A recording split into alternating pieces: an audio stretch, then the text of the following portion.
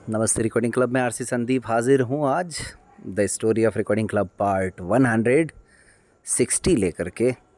आज रविवार है और 8 अगस्त 2021।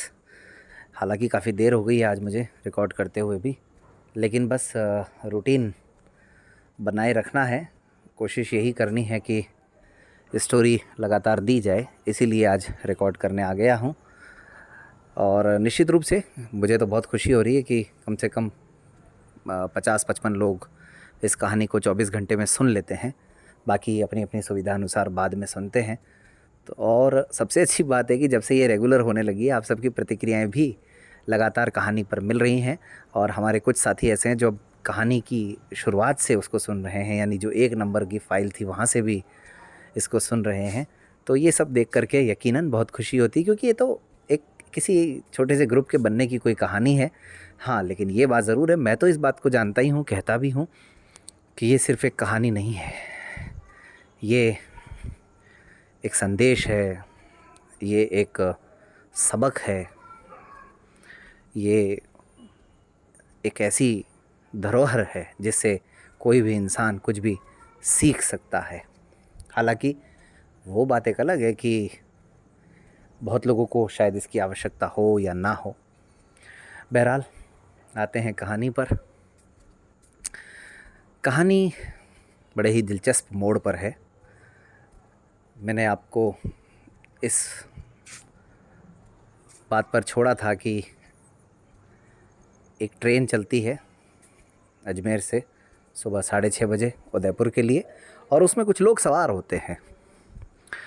बस यही कहानी है। तो जाहिर सी बात है, रिकॉर्डिंग क्लब का कन्वेंशन है, तो रिकॉर्डिंग क्लब के जो एम्प्लॉयज़ हैं, जो टीम है, जो रीडर्स हैं, उन सब का भी होना ज़रूरी है।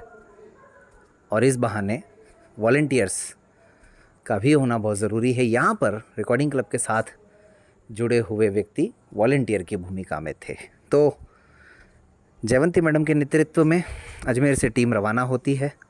अब देखिए, जो उनके समर्पण भाव की बात आप और हम करते हैं वो यहाँ भी लागू होती है। कन्वेंशन को सफल बनाना था और सारी जिम्मेदारियों को भी वहाँ जा कर के संभालना था, और जो वॉलंटियर्स की एक टीम थी उसको भी लीड करना था।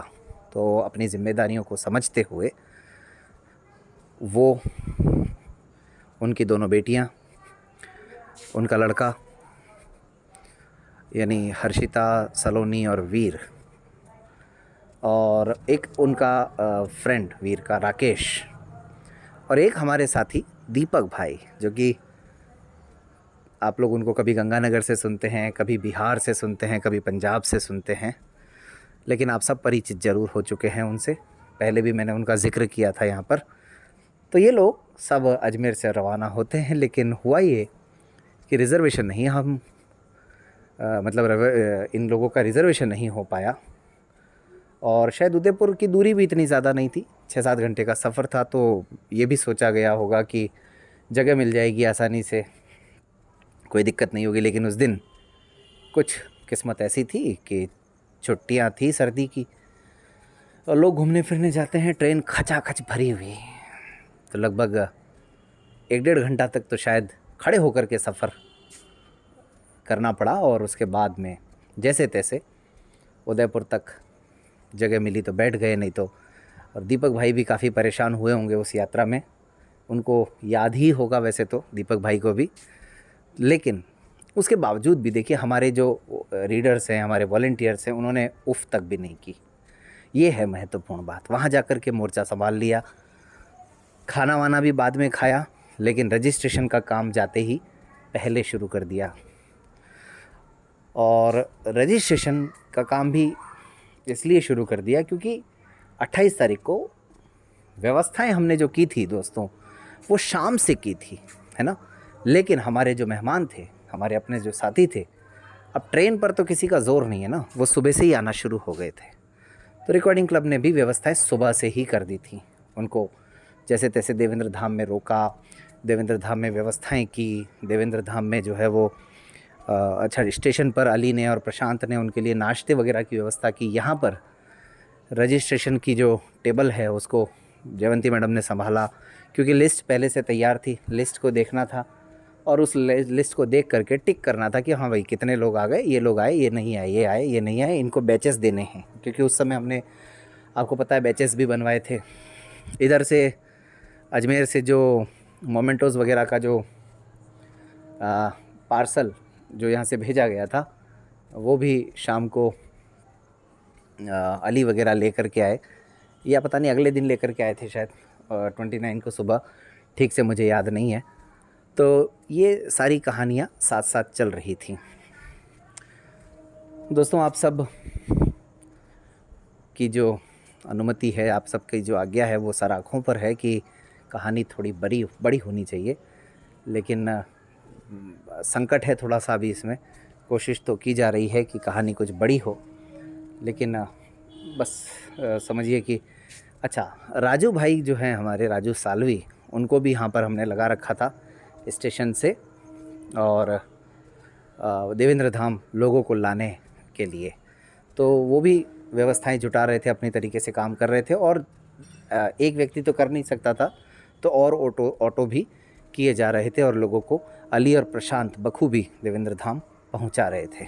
कई समस्याएं जो दोस्तों जब इस तरह के कार्यक्रम करते हैं तो आ जाती हैं। जैसे एक मुझे याद आ रहा है, एक साथी थे हमारे, वो ब्लाइंड थे, लेकिन एक किसी महिला का एस्कॉर्ट बनना चाह रहे थे, जबकि वो लोग आपस में जान पहचान रही होगी। हमने कहा भाई, जब ये बात ही नहीं है, ये व्यवस्था ही नहीं है, तो कैसे आपको एस्कॉर्ट मान लें हम। बहरहाल उन्होंने बहुत बहस की, फिर भी हमने भी चलो सोचा चलो ठीक है यार, कोई बात नहीं, अपना ही साथी है, यूँ करके फिर उनको आखिरकार हम लोगों ने मान लिया। तो ये होता है जब इस तरह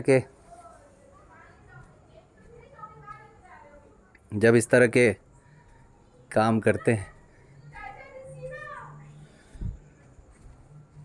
तो ऐसा ही होता है। इस उदयपुर कन्वेंशन के बहुत सारे आयाम हैं, इतने आयाम हैं कि क्या बताएं। यहाँ पर दोस्तों ये हुआ कि हमारा एक जो हमारे साथी हैं, उनसे परिचय मेरा पहली बार पुष्कर कन्वेंशन में ही हुआ था। हालांकि वैसे ठीक है, बाय नेम और मतलब ग्रुप की वजह से जानते थे, लेकिन उनकी कार्य प्रणाली, उनके काम करने का तरीका, ये हमने थोड़ा बहुत पुष्कर में देख लिया था। लेकिन हमारे वो साथी यहाँ पर पिछले 2 दिन से हमारे साथ लगातार डटे हुए थे। मैं बात कर रहा हूँ डॉक्टर कर्मवीर सिंह राठौड़ की। कर्मवीर भाई ने सहर्ष ये कहा कि भाई संदीप भाई, अब आप तो बाकी चीज़ें संभालो। अच्छा, एक कर्मवीर भाई का बड़ा अच्छा एक सजेशन रहता है हमेशा कि यार तुम खाली फ़ोन वोन संभाल लिया करो, बाकी जो है वो काम को बांट दिया करो इधर उधर। तो मुझे खुशी है कि उनकी बातों पर मैं भी अमल करता हूँ, और आज वो खुद ये कहते हैं कि संदीप को अच्छी तरह से मालूम है कि किस व्यक्ति को क्या रिक्वेस्ट करनी है, किस व्यक्ति से क्या काम कहना है। तो ये बस ऊपर वाले की कृपा है कि सब हो जाता है, क्योंकि सब लोग अच्छे हैं। मैं ये मानता हूँ कि मैं जिससे भी रिक्वेस्ट करता हूँ, रिकॉर्डिंग क्लब के जो भी सदस्य हैं, सक्रिय साथी हैं, उनसे जो भी रिक्वेस्ट करता हूँ, वो काम अपने आप हो जाता है। तो ये उनकी अच्छाई है, इसमें मेरा कुछ भी नहीं। मैं तो खाली बस उनको परेशान ही करता हूँ, उनको रिक्वेस्ट ही करता हूँ। मुझे कई लोग ये बात कहते हैं, लेकिन मैं ये मानता हूँ कि ये उनकी अच्छाई है, मेरा कुछ भी नहीं है इसमें। तो सोचिए, करमवीर भाई ने खुद ही कहा कि मैं अब जो रूम डिस्ट्रीब्यूशन की व्यवस्था है, रूम अलॉटमेंट की जो व्यवस्था है, वो आप मुझे सौंप दो, इस बारे में बिल्कुल टेंशन मत लो। रजिस्ट्रेशन काउंटर पे मैं बैठूंगा जयवंती मैडम के साथ, और किसको कहाँ भेजना है, किसको क्या देना है, किसको कहाँ पहुंचाना है, ये सब मेरे हाथ में है। आप छोड़ दीजिए इस बात को बिल्कुल ही। तो बहुत ही ज़बरदस्त भूमिका रही करमवीर भाई की। करमवीर भाई ने बाकायदा ये जो समस्या आ रही थी, क्योंकि अब कुछ लोगों को, जो फैमिली वाले थे, उनको उस हिसाब से एडजस्ट करना था, जो लोग विद्यार्थी थे उनको उस तरीके से एडजस्ट करना था। 3 अलग अलग विंग थी वहाँ पर, तो उन्होंने अपने तरीके से ही उसको डिवाइड भी किया, तीनों विंग्स को, ए विंग और बी विंग और सी विंग, इस तरह से। तो बड़ा अच्छा था। जो सबसे बड़ा जो कैंपस था, वहीं पर हमारा टेंट लगा था, वहीं पर स्टेज बना था, और वहीं पर कार्यक्रम भी होते थे और खाने की व्यवस्था भी वहीं थी। बाकी जो 2 विंग थी जो छोटी-छोटी थी थोड़ी-सी, वहाँ पर एक विंग में हमारे कुछ फैमिली वाले साथी थे, दूसरे विंग में फैमिली प्लस जो आपस में जानते थे एक दूसरे को या जॉब करने वाले लोग थे वो रहते थे। जैसे कि मैंने बताया मध्य प्रदेश के जो साथी थे विनोद जी के नेतृत्व में कुछ साथी तो आदरणीय सुरेंद्र तिवारी सर और उनके साथ जो लोग थे उनको एक अलग रूम दे दिया गया था छोटा, जिसमें 7-8 लोग थे। लेकिन विनोद जी के साथ करीबन 23-24 जो लोग थे उनको एक ही कमरे में भेज दिया गया था।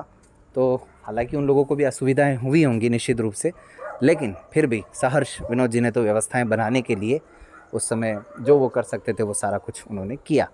तो ये सब कर्मवीर भाई का योगदान रहा। ये मतलब बड़ा ज़रूरी होता है दोस्तों, क्योंकि आपको सबको सेटिस्फाइड भी करना है, कोई परेशान भी नहीं होना चाहिए, और जो जहाँ चाहता है उसको वहाँ रहने को भी मिल जाए। तो छोटी मोटी दिक्कतें आती रहती हैं, कई लोग फिर भी मानते नहीं हैं, जहाँ नहीं जाना होता है वहाँ भी चले जाते हैं। तो ये संकट हमारा भी कन्वेंशंस में बना रहता है, लेकिन सब लोग बड़े मुस्तैद हैं तो काम हो जाता है। भानु हमेशा मेरे साथ मुस्तैद रहते थे, मुझे कहीं भी जाना है, इधर उधर जाना है तो भानु का वही काम सबसे महत्वपूर्ण था। या फिर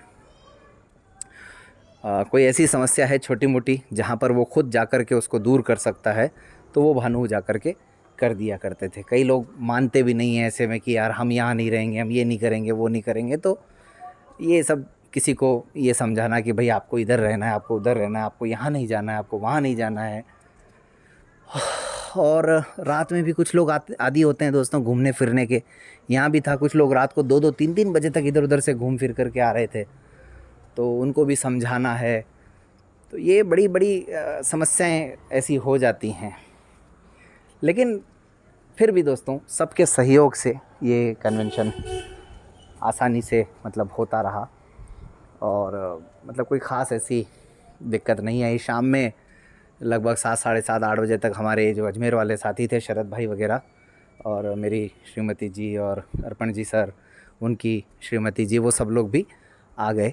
तो तब मेरे भी थोड़ा जान में जान आई, क्योंकि जो 3-4 दिन से जो कपड़े पहन करके चल रहे थे उनको बदलने का अवसर मिला।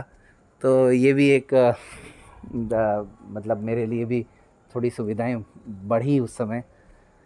तो इस तरह से कहानियाँ चलती रहीं दोस्तों इस कन्वेंशन के लिए। मतलब क्या कहा जाए, ये जो दिन था ये ऐसा दिन था जब मतलब मुझे भी मतलब यूँ समझिए, यानी वही बात है, जो काम करते हैं, कार्यक्रम जो करते हैं, उन्हें तकलीफ़ भी उठानी पड़ती है, आप लोग ये भी समझिए। तो मैं, शरद भाई, प्रतीक भाई और अर्पण जी, भानु, जो इनके ड्राइवर थे शरद जी के, वो, हम कुछ लोग ऐसे थे 7-8 जने जिनको पहले दिन दोस्तों रहने के लिए कोई कमरा तक नहीं बचा खाली, क्योंकि सबकी व्यवस्थाएं करते करते कर्मवीर भाई ने हमारे लिए कुछ छोड़ा ही नहीं। अच्छा, वो खुद तो होटल में रुके हुए थे बाहर। तो हुआ ये कि जब सारी व्यवस्थाएं कर दी, कर्मवीर भाई भी निश्चिंत हो गए। उनको ये था भाई ये लोग तो कहीं ना कहीं हो ही जाएंगे सेट, कोई दिक्कत। अच्छा, वो बार बार पूछ भी रहे थे आप लोग। तो हमने ये कहा कि नहीं नहीं हमारा हो जाएगा, कोई दिक्कत नहीं। आखिरकार रात को एक कमरा जो है वो विशेष आग्रह करके, जो ऑफिशियल्स के लिए शायद था वहाँ के लोकल देवेंद्र धाम वगैरह के, या पता नहीं वो कुछ स्टोर रूम था कि किचन था, कुछ समझ में नहीं आई। यही हमारे साथ पुष्कर कन्वेंशन में भी हुआ था, मेरे और भानु और अर्पण जी के साथ, कि ऐसे कमरे में रुकना पड़ा जहाँ पे लेट बात की व्यवस्था भी नहीं थी। तो उस कमरे को खुलवाया, उसमें गद्दे वद्दे जैसे तैसे जो मिला वो लगा दिया, बल्कि गद्दे थे भी नहीं, शायद दरी वरी ही थी। तो दरी बिछा करके उस रात हम लोगों ने बिताई बड़ी मुश्किल से। ऐसा होता है, ये भी परेशानियाँ कई बार उठानी पड़ती हैं। तो लेकिन उसके भी कुछ साइड इफ़ेक्ट्स हुए, वो बताऊंगा मैं आगे। और 29 दिसंबर की सुबह एक ऐसा काम हुआ उदयपुर में कि जिससे इस कन्वेंशन की धमक, चमक, दमक, जो कुछ आप कहें, इस कन्वेंशन की गूंज पूरे उदयपुर में सुनाई देने लगी और यानी वो जो काम हुआ उसकी बदौलत हम कल्पना नहीं कर सकते थे कि इतने बड़े व्यक्ति का भी कभी बुलावा आ सकता है हमको, लेकिन वो भी हुआ। वो कहानी थोड़ा सा इंतज़ार करें 24 घंटों के लिए, कल सुनाऊंगा। आज तो इजाज़त दीजिए, बहुत बहुत धन्यवाद।